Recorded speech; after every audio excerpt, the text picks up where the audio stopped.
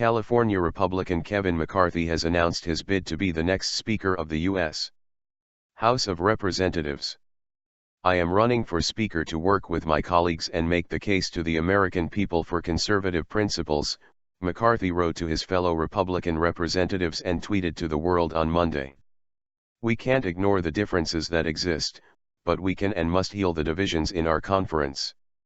With that, he might be said to be wading right in, since former Speaker John Boehner announced his resignation only 3 days earlier on Friday, in part over criticism that he did not fight hard enough for conservative principles.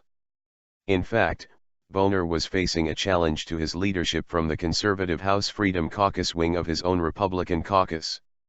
The 50-year-old McCarthy was often seen standing behind Boehner in his role as Majority Leader, a leadership position just behind Speaker. He is viewed as a more pragmatic conservative Republican, like Boehner, but he has cultivated relationships with members of the House Freedom Caucus. He is widely expected to win the speakership, which will be voted on by the entire House. But questions have been raised about his ability to lead with a fractious right wing. "The Republican House is in a sad state," bemoaned Senate Democratic leader Harry Reid of Nevada on the floor of the Senate Monday. "Last week the far right showed that it can depose the Speaker, and it has emerged more powerful than ever, more outspoken than ever." Delhi made conservatism. McCarthy is a fifth-term congressman who has spent 9 years in the House.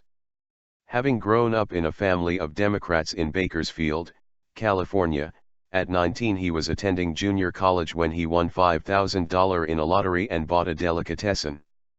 McCarthy has said that experience is what prompted him to become conservative, when he discovered how many federal government regulations he had to comply with in order to run a business. He later sold the deli and returned to school.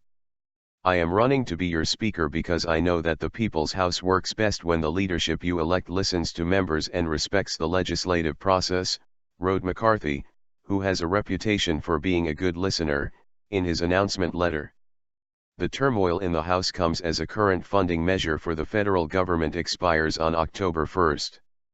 Now that Boehner is leaving, analysts say it is likely that House Republicans will approve a short-term, 2-month spending bill to avert a partial shutdown, with the help of votes from House Democrats kicking controversy differences over long-term spending decisions down the road.